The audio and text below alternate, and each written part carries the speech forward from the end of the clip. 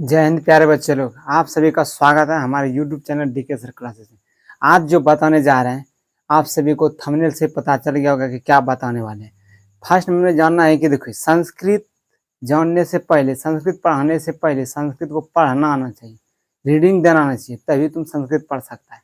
ठीक नहीं, इसी को बताने आए हैं कि संस्कृत रीडिंग कैसे देना है बाबा की तरह। जैसे बाबा देता है ना, एकदम पूरा लगातार संस्कृत बकते रह जाता है और बोलते रहते, जिस तरह से पूजा कराते होंगे घर में, या देखा होगा कहीं पर भी पूजा कराते हुए, उस तरह से आप सभी को सिखाने वाले हैं संस्कृत को पढ़ना, संस्कृत को रीडिंग देना। यदि अच्छा तरीका से यदि कंसेप्ट समझ गए, ये ट्रिक मात्र 5 मिनट में आप सभी संस्कृत में पूरा रीडिंग दे सकते हैं। यदि रीडिंग देना सीख गए तो संस्कृत बुझो सीख गया। जिस तरह से हिंदी होता है, हाँ, लेकिन ये जानना है कि हिंदी जब तक नहीं जानेंगे तब तक संस्कृत नहीं जानेंगे। हिंदी रीडिंग आना चाहिए, तभी संस्कृत को रीडिंग दे सकते हैं। ठीक ना, इसलिए लिखा है कि संस्कृत पढ़ना सीखा है मात्र 5 मिनट पे बाबा की तरह। देखो कैसे सिखाते हैं। कहता है कि देखो, संस्कृत पढ़ने का तरीका क्या है, उसका फर्स्ट में क्या क्या जानना है, तरीका जानना है। ठीक, संस्कृत का चिन्ह क्या क्या होता है, मेन जो चिन्ह है उसको चिन्ह पहले जानना है। कहता है विसर्ग, विसर्ग का अर्थ क्या होता है। विसर्ग का जो अर्थ होता है कि हो आता है, क्या आता है, विसर्ग का अर्थ क्या आता है, हो आता है। ठीक है, और 2 नंबर में देखो, अनुस्वार का अर्थ क्या क्या होता है। अनुस्वार का जो होता है ना, ये अनुस्वार, ये अनुस्वार का अर्थ क्या क्या होता है।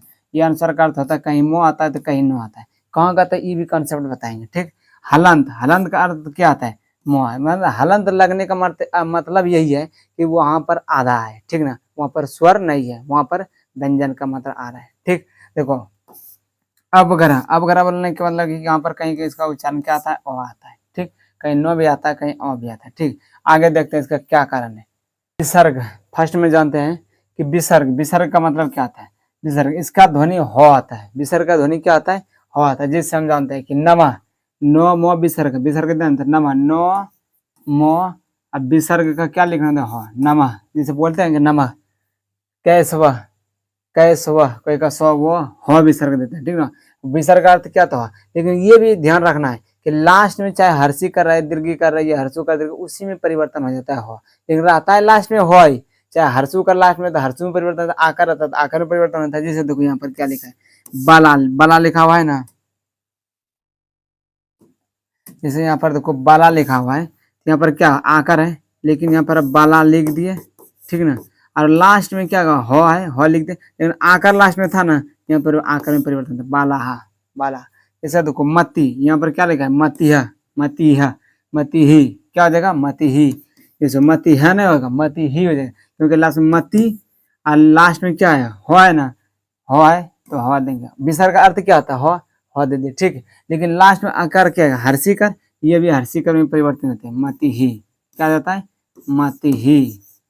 इस तरह से अर्थ हो जाता है इसका। ठीक है, लास्ट में देखो नहीं कुछ होता तो ओ आता है, इसलिए वहां केशव। ठीक ना, नमः, नमः बोला जाता है। आगे देखते हैं फिर इसका। ठीक ना,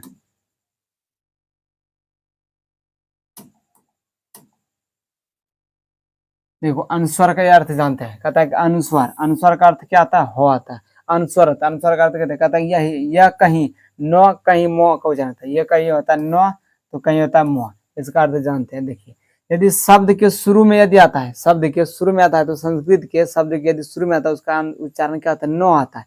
और यदि शब्द के अंत में हो जाता है तो क्या होता है, उच्चारण उसका मो आता है। जैसे देखिए हम यहाँ पर क्या लिखे हैं, संस्कृत, यहाँ अनुस्वर का उच्चारण दे रहा है, जैसे संस्कृत, संस्कृत, देखो नो आ रहा है, क्या है, शुरू में है तो क्या आएगा, नो आ गया। लेकिन यही देखो लास्ट में संस्कृतम, संस्कृतम, संस्कृतम, तम यहाँ पर लगेगा तम, यहाँ पर मो चलना गया, लास्ट में क्या गया, मो आ गया। इसको इस तरह भी लिख सकते हैं, संस्कृतम, क्या आ गया उच्चारण, संस्कृतम। लास्ट में हलंत इसलिए लगेगा, लास्ट में क्या है, स्वर वर्ण नहीं है, व्यंजन है इसलिए। ठीक, जैसे देखो त्वम, त्वम यहाँ पर क्या लिखा हुआ है, त्वम लिखा हुआ है।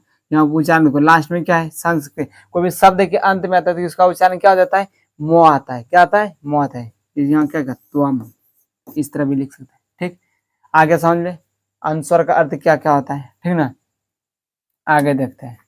आगे तो क्या कहता है कि हलंत, हलंत का उच्चारण क्या आता है, कहते हैं इस चिन्ह का अर्थ होता है कि यहाँ कोई स्वर नहीं है, वहां पर क्या है, स्वर नहीं है। ठीक है, व्यंजन है, अर्थात ये अक्षर आधा है, आधा अक्षर है। कहीं भी उसका उच्चारण होता है ना, उसका अक्षर मान ही उसका क्या रहता है, आधा रहता है। ठीक है, जैसे चक्रम, यदि वहां पर मो लगे उसका उच्चारण क्या होता है, मो आधा आता है। वहां पर स्वर वर्ण की वहाँ पे संख्या वध नहीं होता, स्वर वर्ण का वध नहीं होता। जैसे चक्रम, जैसे चक्रम बोल दिया ना, चक्रम यहाँ पर लगा दिया, इसका मतलब है कि यहाँ पर म है, स्वर वर्ण नहीं है, ठीक है। रमात, रमात में डायरेक्ट देखो, नहीं डायरेक्ट बोल रमात है, रमात, ठीक ना। आगे देखते हैं इसका, आगे देखो, अपग्रह, अपग्रह, अपग्रह इसका उच्चारण कहीं अ आता है तो कहीं न भी होता है। एक जानना है कि यह चिन्ह अ का सबसे छोटा रूप है, यह चिन्ह अ का सबसे छोटा रूप है, ठीक ना। इसकी ध्वनि अ तो की तरह आती है, इसकी ध्वनि किस तरह आता है, कहीं अ की तरह आता है, जैसे, लेकिन न के बराबर भी होता है। जैसे ओम, ओम बोला है, यहाँ पर क्या लिखा है, ओम, आ रहा है ना, ओम मनोभिराम, मनो मनोभिरामम, मनोभिरामम, इस तरह से होता है, ठीक ना। देखिए लास्ट यहीं तक था। यदि कहीं पर दिक्कत, इस तरह से आप सभी को एकदम उच्चारण करके देखिए, ठीक ना, इसको उच्चारण कहीं पर करके पूरा बुक को पढ़ के देखिए एक बार। यदि कहीं पर दिक्कत, प्रॉब्लम, समस्या होता है तब उसके बाद एक बार कमेंट में जवाब दीजिएगा, सर आप किस तरह से बताए, हमको पढ़ने में समस्या आ रहा है, ठीक ना। देखिए इसका हमेशा ध्यान रखिएगा कि संस्कृत में विसर्ग का अर्थ क्या आता है, हो आता है, क्या आता है, हो, ये ध्यान रखना। अनुस्वार का अर्थ क्या आता है, कहीं म तो न, तो म देखो न शुरू आता है, शब्द के शुरू में क्या आता है, न, और शब्द के शुरू में यदि रहता है तो शब्द के अंत में रहता है तो म आ जाता है, शब्द के अंत में म और शब्द के शुरू में न, ठीक ना। जैसे हलंत, हलंत को उसका उच्चारण क्या था, उसका आधा है, और आधा बोलने का मतलब वो अक्षर ही क्या आधा है, और उसका बोलने का मतलब कि देखो बिना स्वर की सहायता से व्यंजन बोला नहीं जाता है। यदि वहां पर हलंत लगा दी, वहां पर स्वर नहीं तो क्या है, व्यंजन है, वहां पर क्या हो जाएगा, व्यंजन, ठीक। अवग्रह, अवग्रह बोलने का मतलब है कि यहाँ पर उसका उच्चारण अ के बराबर होता है, ठीक ना, खंडवार होता है, ठीक ना। ये क्या होता है, और इसका आधा, आधा में अ आता है, आधा अ का सबसे छोटा रूप आता है, इसलिए अ बोला जाता है, ठीक है। ये हमेशा ध्यान रखिएगा, यदि कहीं पर दिक्कत समस्या आए तो बोल सकते हैं, ठीक। फिर कमेंट में जवाब दीजिएगा। फिर संस्कृत के इसी तरह से टॉपिक वीडियो लाएंगे, इसलिए इससे पहले जानेंगे कि इसलिए सिखा देंगे कि संस्कृत को पहले पढ़ना कैसे है, पढ़ना सिखा दे, उसके बाद अब संस्कृत पर टॉपिक वीडियो आते रहेगा। और संस्कृत में अभी सभी को कहीं पर भी दिक्कत समस्या प्रॉब्लम नहीं आएगा, यदि रेगुलर जुड़ते रहें तो।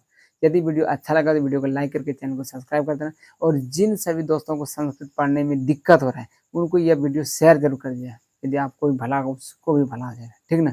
ये हमेशा ये 4 गो नियम जो बताए, इस चारों को नियम याद रखना है, उसके बाद रीडिंग देते रहना है, कहीं दिक्कत समस्या ना आएगा, ठीक है। फिर मिलते हैं नेक्स्ट वीडियो में, तब तक जय हिंद।